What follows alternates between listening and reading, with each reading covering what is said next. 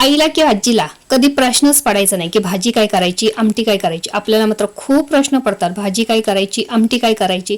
आठवड्यातून 1-2 वेळा तर हा बेत ठरलेला असायचा.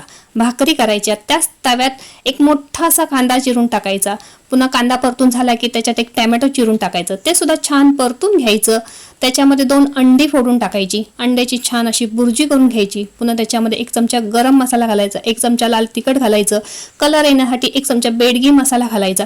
ते सगळं परतून घ्यायचं आणि बुर्जी बाजूला करायची. मध्येच 2 चमचे ज्वारीचं पीठ टाकायचं, कारण ज्वारीच्या पिठामुळे आमटीला छान असा दाटसरपणा येतो, वाटपाची गरज लागत नाही.